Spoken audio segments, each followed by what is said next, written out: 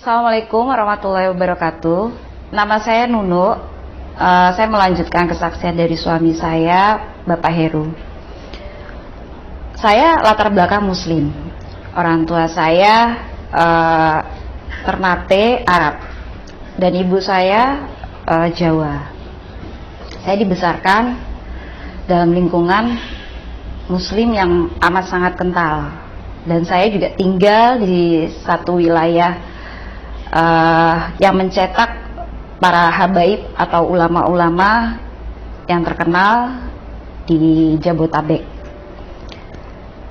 Saya kuliah juga mengikuti organisasi Islam, mengikuti pengajian di kegiatan kampus. Kenapa kok saya bisa mengenal Yesus Kristus? Ada ceritanya yang buat saya benar-benar bertobat. Hidup saya selama ini tuh kosong gitu. Saya melakukan kewajiban saya sebagai seorang Muslim, sholat, tadarus, dan ikut pengajian, tapi hati saya kosong. Kita kan diajarkan ketika kita sholat, kita membaca Al-Fatihah. Al-Fatihah itu keutamaan dari setiap ayat yang ada di Al-Quran. Dan ada hadis juga mengatakan bahwa tidak sah sholat seseorang kalau tidak membaca Al-Fatihah. Di dalam Al-Fatihah itu, kalau kita baca, saya akan bacakan sedikit. A'udzubillahi minasyaitonirrajim. Bismillahirrahmanirrahim. Alhamdulillahi rabbil alamin, ar-rahmanirrahim, maliki yaumiddin, iyyaka na'budu wa iyyaka nasta'in, ihdinas siratal mustaqim, siratal ladzina an'amta 'alaihim ghairil maghdubi 'alaihim waladdallin. Ada satu ayat Al-Fatihah itu yang mengatakan ihdinas siratal mustaqim. Ihdinas siratal mustaqim itu artinya tunjukkanlah kami jalan yang lurus. Setiap sholat, kita melakukan sholat 17 rakaat dalam sehari. Itu selalu kita baca dan gak pernah lepas Al-Fatihah itu. Suatu hari ketika saya melakukan sholat tahajud, saya seperti dalam keadaan sujud itu, saya seperti di hadapan saya itu ada orang besar, tapi saya nggak bisa ngelihat mukanya. Mukanya itu sangat bercahaya. Dia pakai baju putih, seperti ada sorban atau apa yang warnanya merah gitu, dan rambutnya tuh panjang. Tapi kita ngelihat mukanya tuh nggak bisa, menatap wajahnya tuh nggak bisa karena saking bercahayanya gitu. Setiap saya sholat, orang itu selalu muncul di hadapan saya gitu. Entah antara saya di antara dua sujud saya atau ketika saya sujud. Lama-lama saya bingung, ini apa ya gitu. Kalau kita bilang mungkin itu setan, saat kita sholat kita diganggu setan gitu. Tapi saya nggak yakin gitu. Masa sih saya sholat kok tetap diganggu setan? Setiap saya sholat selalu muncul sosok ini. Dan suatu ketika saya benar-benar lelah dengan semua kehidupan saya lelah dengan dosa-dosa saya. Sosok ini semakin muncul setiap saat. Dia tersenyum kepada saya. Dan suatu ketika saya itu membaca tabloid, dan di situ ada satu doa Bapak kami. Ada ucapan syukur, dan di setiap ucapan syukur itu ada doa Bapak kami. Dan saya membaca doa Bapak kami. Entah kenapa ketika saya membaca doa Bapak kami itu, hati saya benar-benar hancur, hati saya benar-benar sedih, dan saya menangis tanpa sebab ketika saya membaca tabloid itu yang ada doa Bapa kami. Dalam doa Bapa kami itu ada satu kalimat yang, ampunilah kesalahan kami seperti kami juga mengampuni orang yang bersalah pada kami. Dan janganlah bawa kami dalam pencobaan, tapi lepaskanlah kami daripada yang jahat. Saya merasa hidup saya itu kotor, saya merasa hidup saya itu penuh dengan dosa. Saya berhijab, tapi saya melihat kehidupan saya tuh penuh dengan, ya ibaratnya penuh dengan dosa, penuh dengan maksiat ya gitu. Entah saya suka bergibah, entah saya suka keluar masuk bioskop untuk nonton, atau saya nongkrong di kafe. Itu buat saya tuh seperti dosa yang memalukan gitu. Saya baca doa Bapak kami tuh, saya nggak tahu nangis tanpa sebab. Setelah itu saya menggunting penggalan doa Bapak kami itu, dan saya tanyakan ke teman saya yang kebetulan dia beda agama dengan saya. Saya tanyakan, kamu tahu nggak ini apa? Ini doa Bapak kami. Kalau kami orang Kristen harus membaca doa ini. Saya bilang sama teman saya, boleh nggak saya tuliskan lagi doa Bapak kami yang lebih spesifik? Dan akhirnya teman saya menuliskan doa Bapak kami itu. Suatu ketika saya jalan-jalan ke satu toko buku, entah kenapa kaki saya melangkah ke bagian rak yang menjual buku-buku agama Kristen. Nah, di situ saya melihat lukisan yang besar, dan di lukisan itu ada sosok yang sering saya temui, sering menjumpai saya ketika saya sholat, ketika saya sedang merenungkan hidup saya, merenungkan nasib saya. Sosok itu selalu muncul, dan saya temukan di lukisan itu. Saya melihat lukisan itu dan saya terkesima gitu. Saya mencari tahu, oh, apa benar ini yang muncul di hadapan saya sosoknya sama seperti yang saya lihat? Saya tanya-tanya, ini lukisan apa? Oh, ini, ada yang jawab, ini lukisan Yesus Kristus. Oh gitu. Saya perhatikan sungguh-sungguh gitu. Hati saya tuh kayak gimana ya? Hati saya di situ kayak saya menemukan kedamaian, kayak saya menemukan suatu hal yang benar-benar yang tadinya saya kosong tuh kayak terisi gitu. Saya tatap lukisan itu. Lama saya lihat gitu. Saya cuma bilang gini, apa kamu yang benar-benar muncul di hadapan saya? Apa kamu yang sering menjumpai saya gitu? Akhirnya saya pulang dari toko buku itu. Tidak lama saya mikir, saya ini orang Muslim, kok saya bisa berjumpa dengan sosok yang saya anggap itu tidak benar gitu. Sosok yang kalau kita kecil didoktrin bahwa kalau kamu nanti banyakkan dosa, kamu nanti dibakar di api neraka, dan orang yang membakar kamu yang jadi kayu untuk di neraka itu adalah orang Kristen gitu. Kok kenapa kamu muncul? Saya bertanya-tanya dalam hati saya seperti itu. Ah, gak mungkin dia. Angan-angan saya seperti itu. Kan buat saya kan lakum dinukum waliyadin. Agamamu, agamaku ya agamaku. Saya berpendapat bahwa agama saya yang dulu itu adalah agama yang luar biasa hebat gitu. Setelah itu saya mikir lama gitu.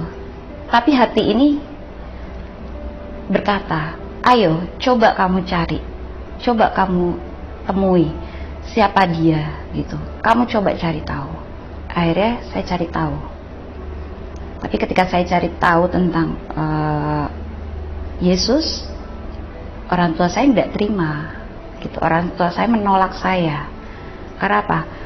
Kamu dari kecil, kamu lahir di keluarga Muslim, kamu lahir di lingkungan orang-orang yang ibaratnya orang-orang yang taat, orang-orang yang selalu setiap hari ngaji, setiap hari dalam lingkungan orang-orang yang notabene ustadz, ustazah, habaib, kok kamu bisa mengenal Yesus gitu. Akhirnya terjadi pergumulan antara saya dengan orang tua. Sampai dibilang orang tua saya, mungkin kamu diguna-guna, mungkin kamu kena setan apa gitu. Akhirnya saya cari tahu sendiri, dan terjadilah pergumulan antara orang tua saya dan saya, dan orang tua saya tidak terima. Orang tua sampai berkata bahwa kalau kamu tetap cari tahu tentang Kristen, mendingan kamu tidak usah tinggal di sini, mendingan kamu pergi. Akhirnya saya memutuskan, saya nggak tenang kalau saya nggak cari tahu tentang sosok ini. Saya nggak tenang kalau saya nggak cari tahu tentang kebenaran. Akhirnya saya pergi. Saya pergi itu juga seperti di dalam hati saya tuh, ayo kamu saya tuntun, ayo kamu ikut saya. Akhirnya saya pergi karena ada konflik juga dengan orang tua. Tibalah saya di suatu kota. Di kota itu saya nggak pernah tahu saya di mana, saya nggak punya saudara, saya nggak punya teman, nggak punya kerabat, gitu. Dan akhirnya Tuhan kayak nunjukin jalan-jalannya saya, gitu. Kamu harus kesini, kesini, kesini, gitu. Saya ditunjukkan saat saya ingat banget saat hujan, gitu. Saya sendirian di luar, saya kelontang-kelantung, tapi Tuhan nuntun saya, gitu. Saya diturunkan di suatu kota. Dalam perjalanan saya itu, terus kayak ada yang berbisik sama saya gini, coba kamu ikutin orang itu. Akhirnya saya ikutin. Ketika di angkot itu saya ikutin orang itu sampai dia naik angkot, terus turun, entah dia mau pulang ke rumahnya, saya ikutin. Saya cuma panggil dia gini, Mbak bisa tolong saya bilang gitu. Terus orang yang nolong saya ini juga rada-rada takut ya, karena mungkin dipikirnya saya, ini orang kenapa gitu, kok tengah malam saat hujan berhentikan saya gitu. Saya cuma bilang gini, Mbak bisa tolong saya? Iya. Mbak orang Kristen, saya bilang gitu. Dan orang ini menjawab, iya saya orang Kristen. Mbak bisa tolong saya untuk mengenal Yesus enggak? Kenapa kok kamu pengen mengenal Yesus? Saya cuma pengen tahu siapa dia. Kenapa kok setiap saya membaca, saya tunjukkan doa Bapak kami yang dulu saya minta buatkan sama teman saya, minta saya tuliskan itu, saya tunjukkan doa Bapak kami itu. Terus ya ini adalah ayat di Alkitab doa Bapak kami gitu, bisa Mbak tuntun saya gitu. Terus akhirnya karena dia iba juga dengan saya, akhirnya saya diajak ke rumahnya dia. Di sana saya ditanya-tanya, terus saya didoakan gitu. Terus saya cerita bahwa ada pergumulan di hati saya yang buat saya nggak tenang gitu. Hidup saya nggak tenang selama ini. Hidup saya tuh kayak kosong gitu. Saya cerita semuanya. Dan akhirnya orang ini membawa saya, gini aja deh, kamu tak tunjukkan orang yang bisa mengajari kamu. Akhirnya saya diajari, ditunjukkan ke orang yang bisa mengajari saya tentang kebenaran Yesus Kristus. Singkat cerita, saya tinggal di satu kota ini.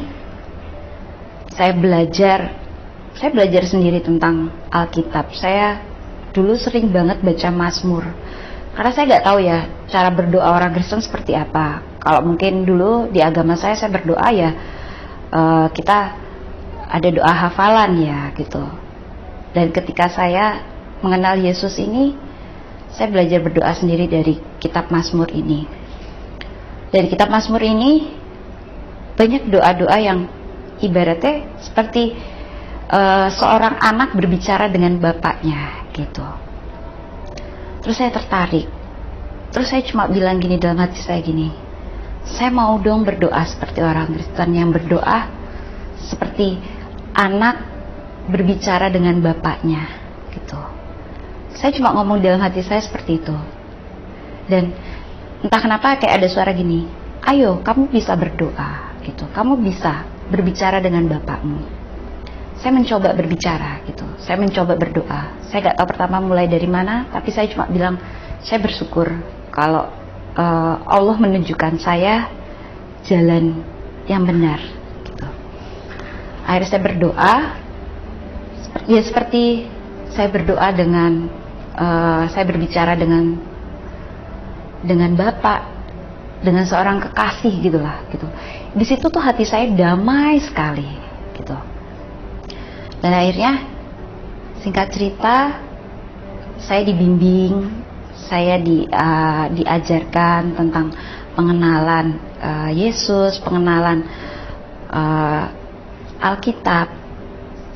Singkat cerita, saya dibaptis lah gitu. Itu bukan karena paksaan ya, tapi karena keinginan saya sendiri. Ada kedamaian, ada sukacita ketika saya membaca Alkitab. Ada sukacita ketika saya berdoa kepada Tuhan. Dan singkat cerita, saya dibaptis dan saya dikirim untuk sekolah misi pelayanan di Surabaya. Ketika saya dikirim ke Surabaya itu, kita kan harus misi ya, keluar dari Jawa. Saya dikirim ke Pulau Sulawesi saat itu. Ketika saya ada malam pengutusan itu, saya terima telepon dari keluarga saya, bahwa bilang, kamu pulang, orang tua kamu masuk ICU, orang tua kamu sakit keras gitu. Di hati saya tuh kayak saya memberontak. Keinginan saya tuh, saya pengen pulang lihat orang tua saya. Tapi lagi-lagi Tuhan berbicara sama saya begini, bukan kamu yang memilih aku, tapi aku yang memilih kamu gitu. Pergi, Tuhan bilang pergi gitu. Ya secara manusia kok ayat ini seperti kejam sekali ya buat saya gitu. Saya suruh pergi tapi tahu orang tua saya sakit gitu. Terus Tuhan, saya cuma bilang gini, saya nggak tahu Tuhan, saya harus gimana gitu. Tuhan bilang pergi gitu. Ada bagian orang sakit sendiri, orang yang sehat harus pergi gitu. Seperti di dalam hati itu berbicara seperti itu. Terus saya nggak tenang gitu. Akhirnya saya nggak tahu Tuhan, saya pasrah sama Tuhan, saya bilang gitu. Saya buka Alkitab dan di situ ketika saya buka itu Alkitab, ada ayat yang mengatakan di Yohanes 15 ayat 16 bahwa bukan kamu yang memilih aku, tapi aku yang memilih kamu. Dan itu apa yang sebelumnya Tuhan bilang ke saya itu ada di Alkitab. Akhirnya saya berdoa sama Tuhan. Di situ juga rasanya tuh kayak pergumulan yang berat ya gitu. Saya di situ nangis, lagi-lagi nangis yang tanpa sebab, lagi-lagi nangis kayak hati saya tuh kayak hancur banget gitu. Tapi setelah saya memohon ampun sama Tuhan gitu, saya bilang sama Tuhan, Tuhan saya mau nurut sama Tuhan, saya mau diubahkan sama Tuhan, saya mau dibentuk sama Tuhan. Setelah saya ngomong seperti itu sama Tuhan sambil saya ya sujud yang udah mata tuh udah kelihatan karena saya benar-benar nangis gitu tanpa sebab gitu. Setelah itu hati saya lega gitu. Hati saya lega, terus pikiran saya tuh kayak tenang, pikiran saya tuh kayak damai gitu. Saya bilang sama Tuhan, ya saya akan pergi gitu. Saya akan pergi sesuai Tuhan mau gitu. Tuhan yang tuntun saya, Tuhan yang sertai saya. Jadi saya pergilah. Saya ikut pelayanan misi gitu. Setelah pelayanan misi 3 bulan, saya kembali lagi ke kota Semarang, ke kota yang pertama kali saya belajar tentang Kristen ini. Saya balik lagi ke kota Semarang, dari Surabaya ke Semarang. Di situ saya belajar kembali untuk mengenal Yesus. Ya ada dibimbing, tapi saya juga kayak ngerasa diri saya tuh kayak saya cinta sekali sama Tuhan. Saya cari tahu Tuhan lebih dalam lagi gitu.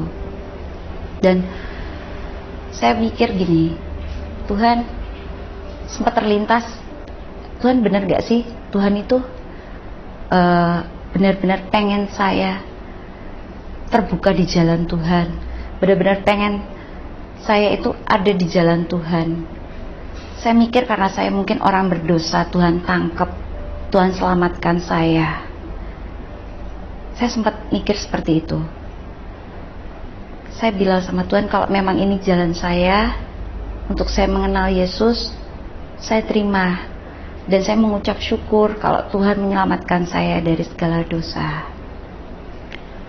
Saya ingat kembali bahwa setiap saya sholat dulu, kenapa kok saya bisa ketemu dengan Yesus? Mungkin karena saya sering membaca Al-Fatihah itu, di mana ihdinas siratal mustaqim, tunjukkan saya jalan yang lurus, itu tergenapi di Alkitab di Yohanes 14 ayat 6 bahwa akulah jalan kebenaran dan hidup, tidak ada seorang pun yang datang kepada Bapa kalau tidak melalui aku. Tuhan mengatakan bahwa akulah jalan kebenaran dan hidup, tidak ada seorang pun yang datang kepadaku tanpa melalui Bapakku. Dan saya mengucap syukur bahwa Tuhan menangkap saya, Tuhan menyelamatkan saya dari dosa. Bukan suatu hal yang mustahil bahwa kalau saya diselamatkan Tuhan, kalau saya diselamatkan Yesus dari segala kesalahan saya di masa lampau, Tuhan juga bisa menangkap orang-orang yang di luar sana yang hidupnya kosong, hidupnya penuh dosa. Walaupun mungkin Anda melakukan rutinitas ibadah kalian, tapi ada kekosongan jiwa, ada kekosongan hati. Saya percaya, insya Allah Tuhan Yesus akan tangkap, Tuhan Yesus akan selamatkan, karena Dia adalah jalan kebenaran dan hidup. Demikian kesaksian saya, kiranya menjadi bermanfaat bagi saudara-saudara dan menjadi kekuatan bagi saudara-saudara yang untuk mengenal Isa Al-Masih lebih dalam lagi. Ini suami saya, Mas Heru, yang bersaksi beberapa waktu lalu. Sekarang kami berdua melayani anak-anak yang terlahir tanpa orang tua, dan kami menjadi orang tua bagi mereka. Saya merasa bersyukur, hidup saya jauh bermanfaat. Amin. Dan berguna bagi sesama kami. Amin. Inilah karya Tuhan di dalam kehidupan kami. Sebelum saya mengenal Isa Al-Masih dan sesudah saya mengenal Isa Al-Masih, kami mengundang saudara-saudari, Bapak Ibu Muslim yang merasa hampa dan sering bertanya, apakah memiliki jaminan keselamatan? Nah, saat ini juga kami mau berdoa untuk saudara-saudari untuk menerima Isa Al-Masih sebagai Juru Selamat. Amin. Sebentar, suami saya akan mengajak kita dalam doa. Mari Bapak Ibu Saudara-saudari yang dikasihi Tuhan, mari kita satukan hati untuk kami berdoa. Mari kita berdoa. Terima kasih Bapak, kami bersyukur buat hari ini. Biar kiranya Engkau terus berkarya dalam kehidupan kami. Dan kami terus berdoa untuk saudara-saudara kami yang belum mengenal Engkau sebagai Tuhan dan Juru Selamat atau Isa Al-Masih. Kami percaya Engkau buka hati mereka, Engkau singkapkan pikiran mereka, biar kiranya mereka mengerti akan siapa Yesus atau Isa Al-Masih Juru Selamat itu, dan mereka biar menerima Engkau sebagai Tuhan dan Juru Selamat. Kami percaya tidak ada yang mustahil bagi Tuhan, tidak ada yang tidak mungkin. Kami terus berdoa untuk saudara-saudara yang belum percaya atau belum mengenal Isa Al-Masih sebagai Tuhan dan Juru Selamat. Tolong Tuhan, beri mereka pengertian, wahyu turun atas mereka, dan Engkau singkapkan semuanya. Biar hati mereka menemukan damai sejahtera, sukacita di dalam Yesus Kristus atau Isa Al-Masih. Terima kasih, kami serahkan semuanya ke dalam tangan kasih-Mu, biar kiranya Tuhan terus berkarya melalui siapapun juga. Hanya di dalam nama Yesus ini doa kami, di dalam nama Yesus. Haleluya. Amin. Tuhan Yesus memberkati.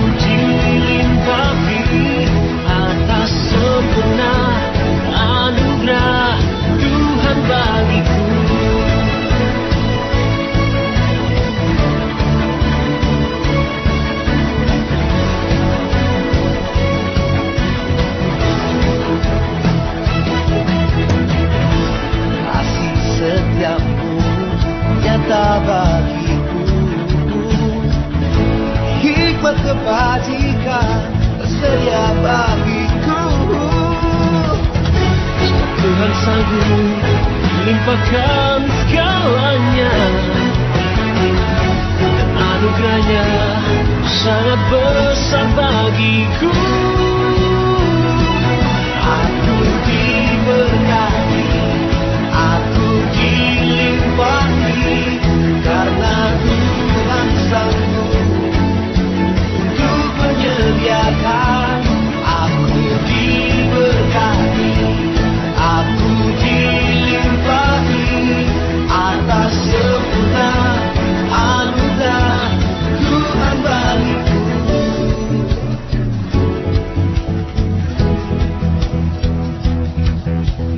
Diberkati, dilimpahi,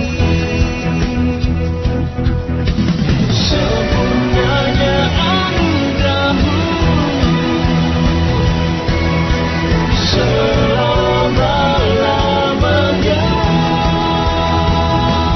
Aku diberkati, aku dilimpahi, karena Tuhan sanggup untuk menyediakan. Aku diberkati,